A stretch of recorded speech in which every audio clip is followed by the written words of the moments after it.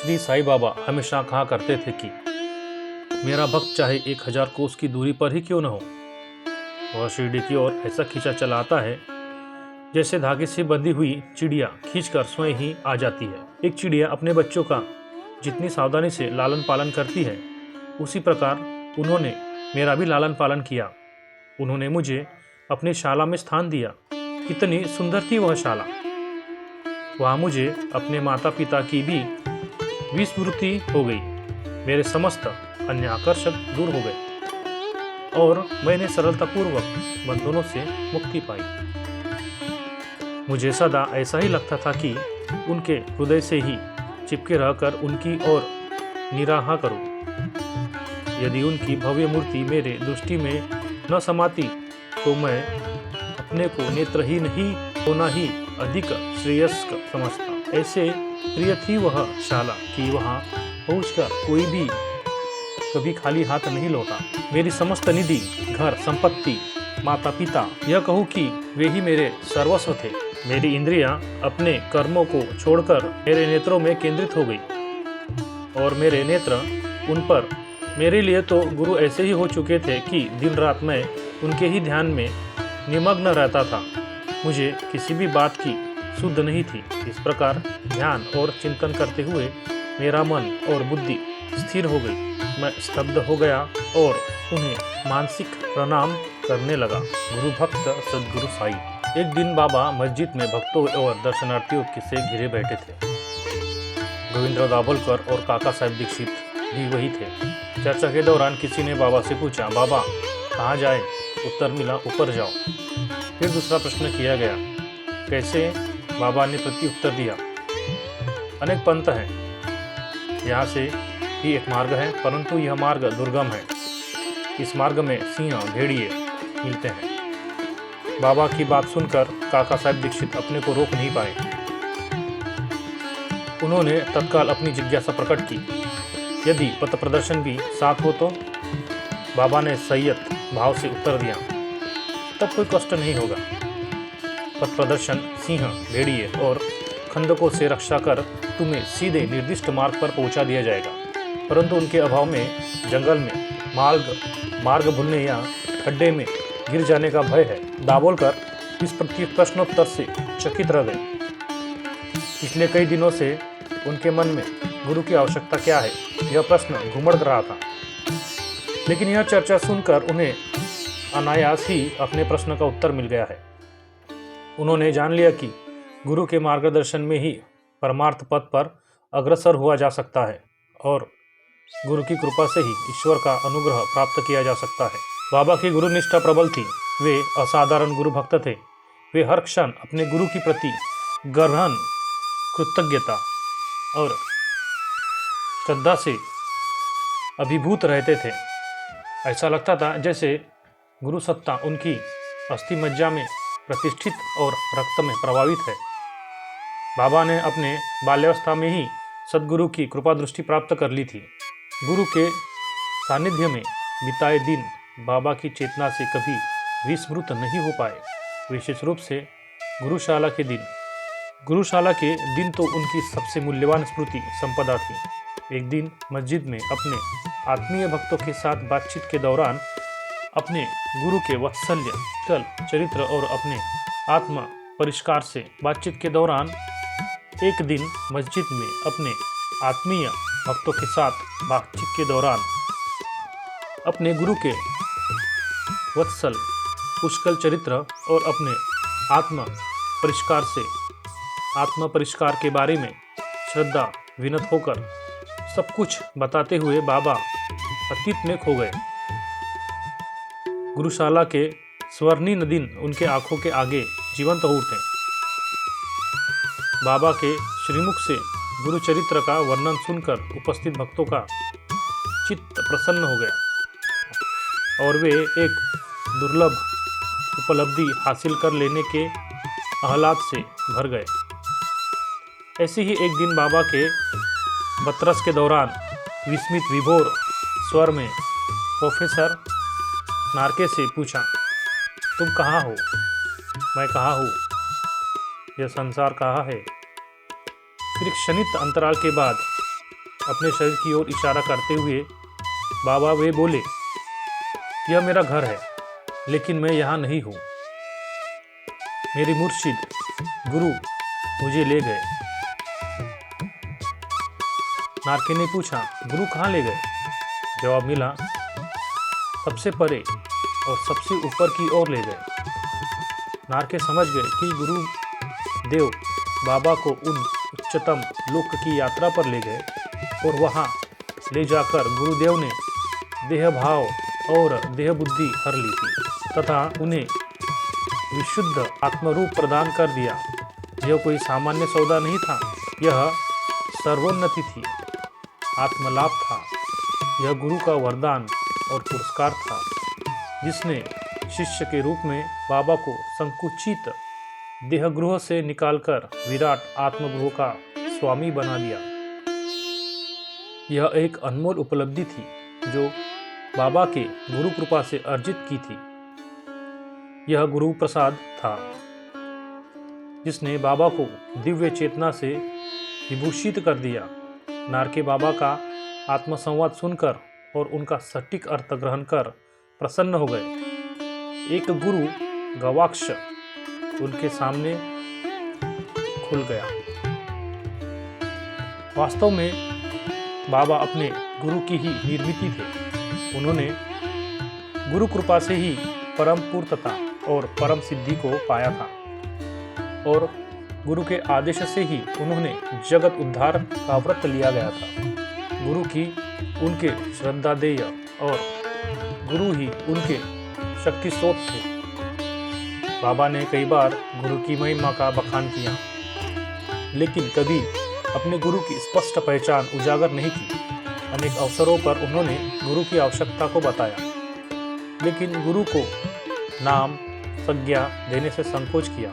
बाबा प्राय गुरु की आवश्यकता एवं गुरु महिमा को अचरज भरे कथा सूत्रों एवं अनुभव आख्यानों के माध्यम से अभिव्यक्त करते थे। एक दिन मस्जिद में अपने भक्तों के बीच बैठे बाबा ने गुरु भक्ति के संबंध में एक कहानी सुनाई।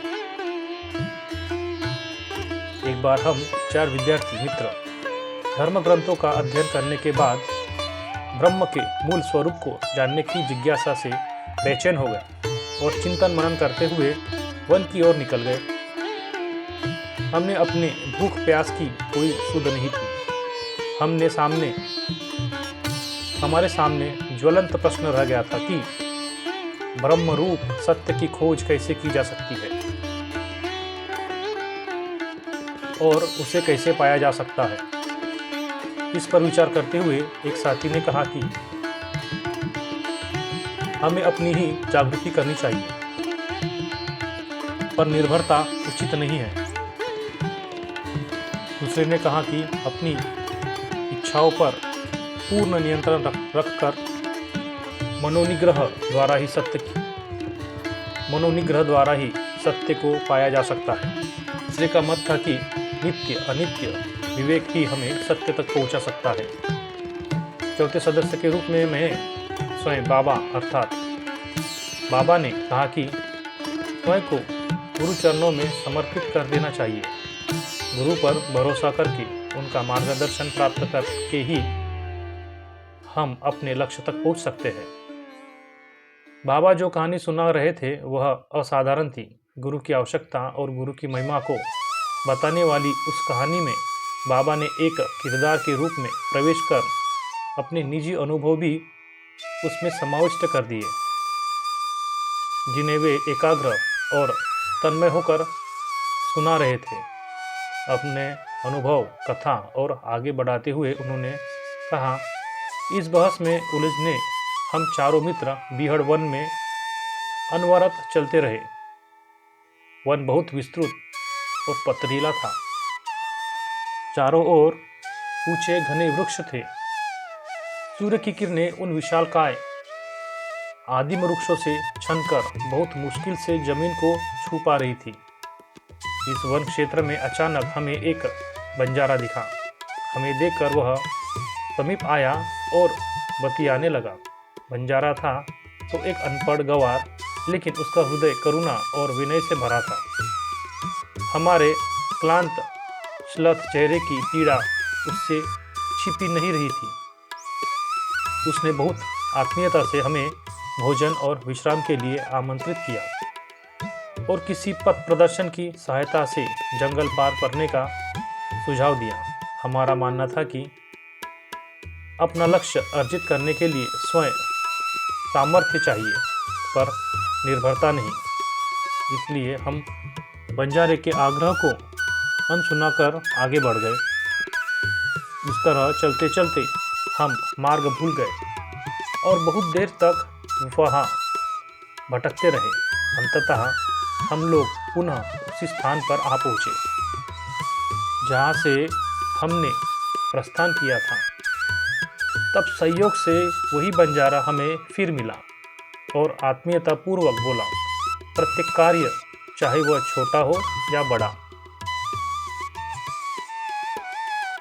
मार्गदर्शक आवश्यक है। भूखे रहकर कोई कार्य पूर्ण नहीं हो सकता। इसलिए यदि कोई आग्रहपूर्वक भोजन के लिए निमंत्रित करे तो उसे अस्वीकार नहीं करना चाहिए। भोजन तो भगवान का प्रसाद है, उसे ठुकराना उचित नहीं। बंजारे की वाणी में एक सहज माधुर्य और गूढ़ संदेश था। उसने हमें पुनः भोजन के लिए आमंत्रित किया। मेरे अलावा अन्य सदस्य अहंकार से भरे थे। किसी की सहायता के लिए और किसी की सहायता बिना स्वतंत्र बुद्धि से ही और स्वयं प्रयास से ही अपना लक्ष्य अर्जित करने पर अड़े हुए थे। उन्होंने बंजारे के आग्रह को फिर ठुकरा दिया और आगे बढ़ गए। बाबा ने आगे बताते हुए कहा, मैं बंजारे के आग्रह को अनदेखा न कर सका। उसके आमंत्रण में अपूर्व आत्मीयता थी। मैंने उसके परोसे भोजन को प्रेम पूर्वक ग्रहण किया। क्षुधा निवारण होते ही देखता हूँ तो क्या, गुरुदेव अचानक ही वहां प्रकट हो गए। उन्होंने मुझसे जंगल में भटकने का कारण पूछा। मैंने उन्हें सारा वृत्तांत कह सुनाया। गुरुदेव ने मुझे आश्वस्त करते हुए कहा, मैं तुम्हारे हृदय की समस्या इच्छाएं पूर्ण करूंगा, लेकिन जिसका विश्वास मुझ पर होगा सफलता केवल उसी को ही मिलेगी। इस आश्वासन से अभिभूत होकर मैंने गुरुदेव को प्रणाम किया और उनका अनुगत बनने का संकल्प किया। इस कथा को सुनाते हुए बाबा का मन और मुख दोनों बोल रहे थे, लेकिन अचानक वे चुप्पी लगा गए। निस्संदेह कहीं बड़ी रोचक थी, लेकिन उसके अर्थ निरूपण के लिए परिष्कृत विवेक की जरूरत थी। बाबा के मुख से यह कथा सुनकर मस्जिद में बैठे किसी भक्त ने जिज्ञासावश प्रश्न पूछा, बाबा ने जो अनुभव कथा सुनाई उसका निहितार्थ क्या है? एक प्रज्ञाशील भक्त ने कुछ देर तक गहराई में सोचने के बाद प्रत्युत्तर दिया। वे चार विद्यार्थी मित्र वस्तुतः आत्माएं और वह बीहड़ जंगल मायावी संसार है जिसकी भूल भुलैया में आत्माएं खो गई हैं और मुक्ति का मार्ग ढूंढ रही है। वह जंगलवासी बंजारा ही संसार रूपी महावन में हमारा मार्गदर्शक और हमारा गुरु है, जो बाहर निकलने का मार्ग सुझाता है। हमें बिना किसी हिचकिचाहट के अपने आप को उसे सौंप देना चाहिए। मनुष्य को बुद्धि और इंद्रियों के जंगल से निकालने की सामर्थ्य केवल गुरु में ही है। इस कथा का एकदम सटीक अर्थ ग्रहण कर भक्तजन इतने प्रफुल्लित हुए मानो उन्हें किसी गूढ़ पहेली का हल मिल गया हो। ओम साई राम।